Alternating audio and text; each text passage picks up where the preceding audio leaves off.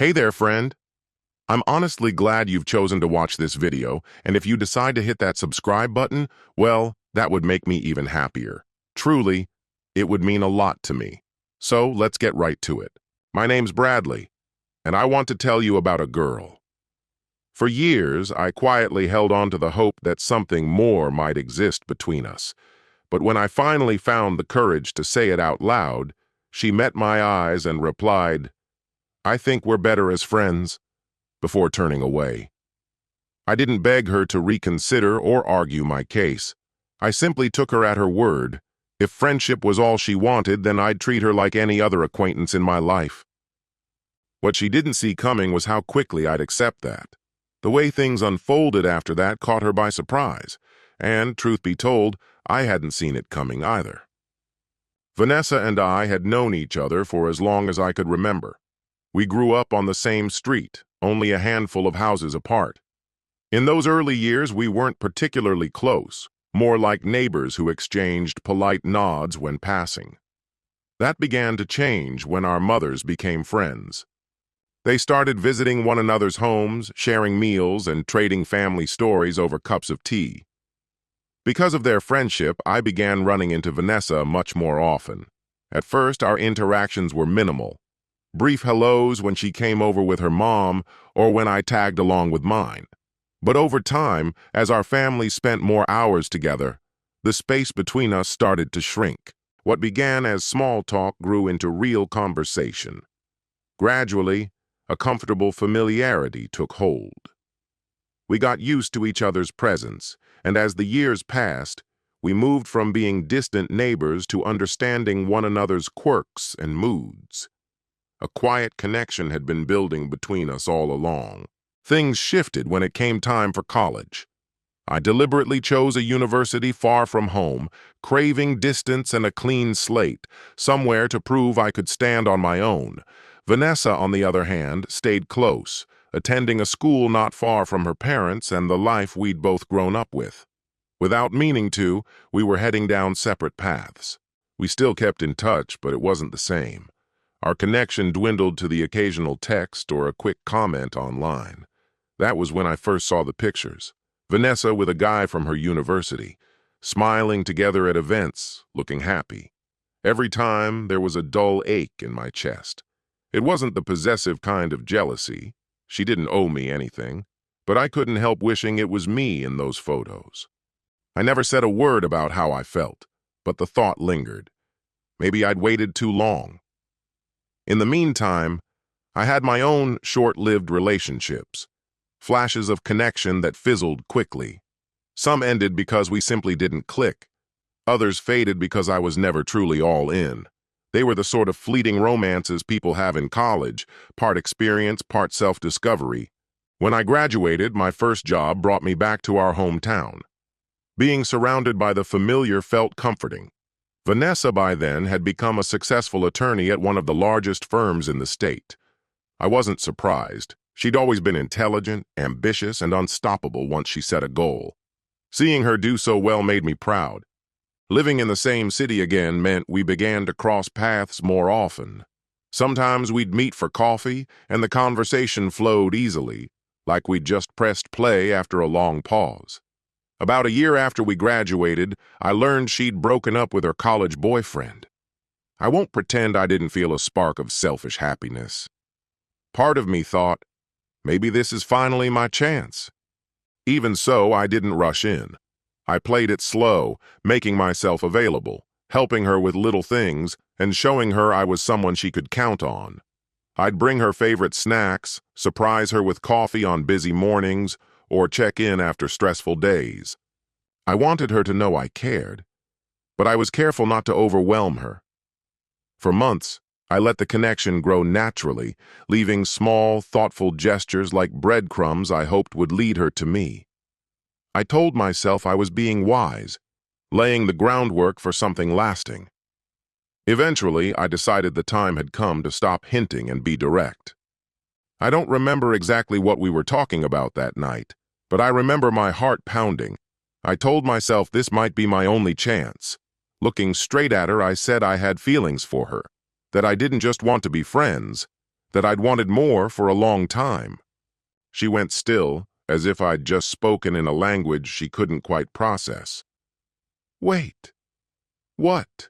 she asked, her expression tinged with confusion. In that instant, I wondered, had she truly not noticed all my hints, or had she known and chosen to ignore them? After a pause, she gave me a small, apologetic smile. "We're better as friends," she said before standing up, taking her phone and walking away. That was my answer. I understood. She wasn't interested. The night ended much earlier than I'd imagined. She didn't reach out afterward. Not the next day, not the week after, not at all. The only glimpses I got of her life came from Instagram stories and Snapchat posts. I didn't reply to them, but I still saw them.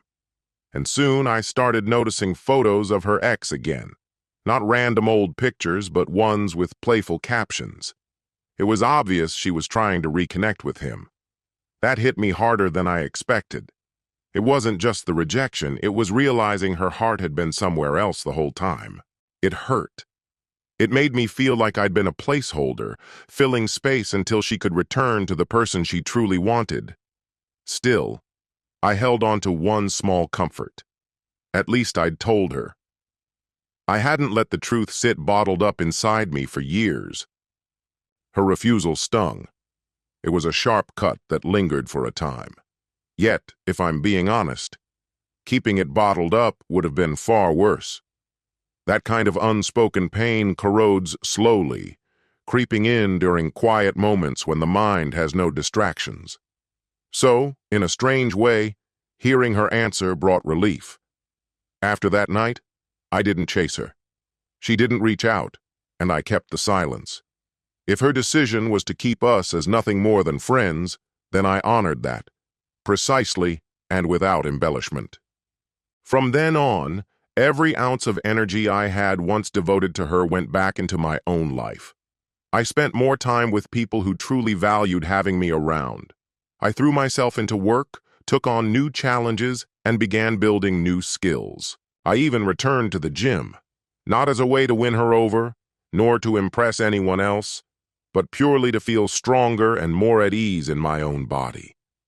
Those first months after her decision were rough, but in hindsight, they turned out to be some of the most defining of my life. I stopped measuring my value by whether or not she noticed me. Her name no longer became something I looked for on my phone screen. For the first time in years, I was living entirely for myself, not for the faint possibility of someone else's approval. 3 months after Vanessa told me we were better as friends, my attention was fixed firmly on my own future. I had found a steady rhythm. She no longer crossed my mind. Then, one night, my phone buzzed, an Instagram notification. She had replied to a short workout clip I'd posted from the gym. Her message read, "Did you replace me with those girls at the gym?" I stared at the words, uncertain whether she meant it as a joke, a tease, or a flirt. There was playfulness in the tone, but also something possessive, like she was suddenly trying to reclaim territory she'd willingly left behind. I didn't want to give her much to work with, so I answered with nothing more than a laughing emoji. No words, no explanations. But she didn't stop there. Minutes later came another message. "When did you stop being a gentleman and caring about me?" That one caught me off guard. She was speaking as if I'd broken some unspoken rule to keep treating her as the center of my world.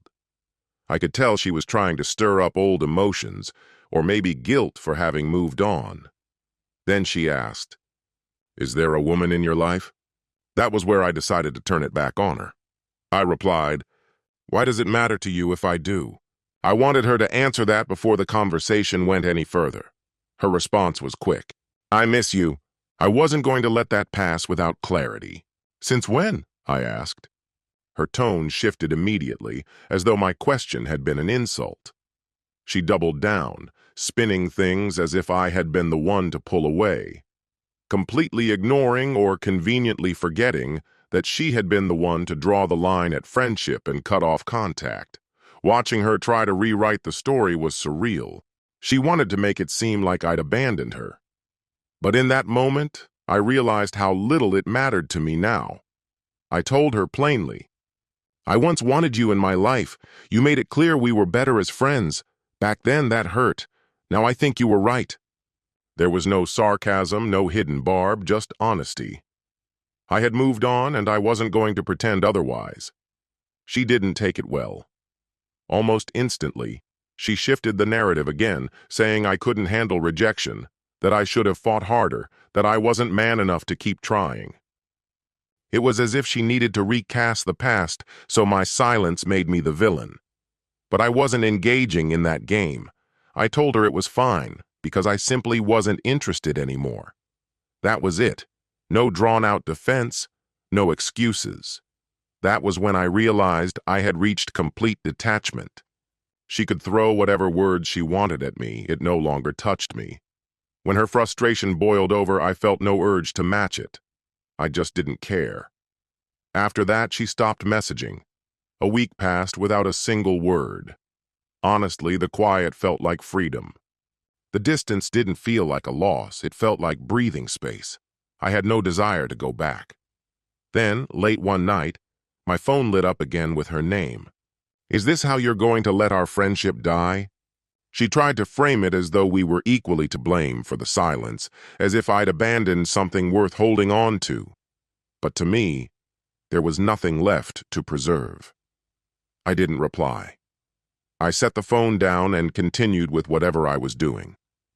Silence, I realized, could be the strongest answer.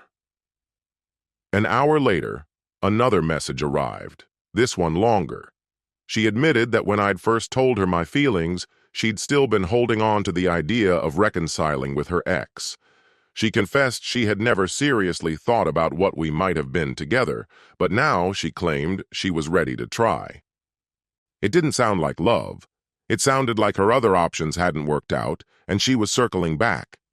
I read her message, thought for a moment, and replied, "Move on, I don't feel the same anymore."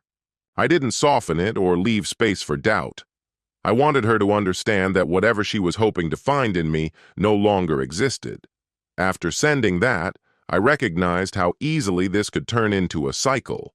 Her returning whenever she felt lonely, me feeling tempted to answer, and us repeating the same stale pattern. I wanted no part of it. I didn't want her reappearing whenever it suited her.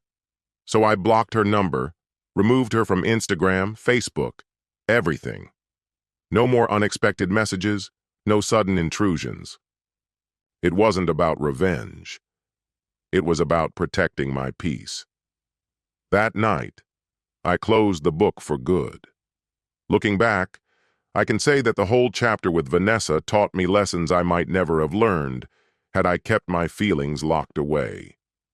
The first was simple but essential. Never hide your emotions just because you're afraid of the answer. I told her the truth and she turned me down. Yes, it hurt. But at least I didn't spend years trapped in the unanswered what if. A clear no is far better than wasting time on hope that may never lead anywhere. The second lesson came in the aftermath. Rejection isn't a challenge to prove yourself or fight for someone who has already decided against you. For me, it became a clear sign that my energy needed to be turned inward, toward my own growth, toward time spent with people who genuinely enjoy being around me, and toward building a life where I never have to beg for space in someone else's story. When your circle is filled with those who truly appreciate you, letting go of the ones who don't becomes much easier. And that brings me to the third lesson. Neither perfect timing nor genuine interest can be forced into existence. You can't persuade someone into wanting you, and if, at some point later, they decide to feel differently, you're still completely justified in choosing not to go back. Sometimes, the healthiest decision is to step away when the relationship shifts into something that no longer feels right. That isn't a sign of weakness. It's a way of protecting your own peace. That's how I see it. I'm curious. Have you ever been in a situation where someone only seemed to care after you stopped putting in the effort? Share your experiences in the comments. I'd truly enjoy reading your take on it. And with that, our story comes to an end. I'd be grateful to hear your thoughts below. Thank you for sharing your time with me today. If this message spoke to you, I encourage you to check out the other videos on this channel. Until we meet again, my friend, take care and see you soon.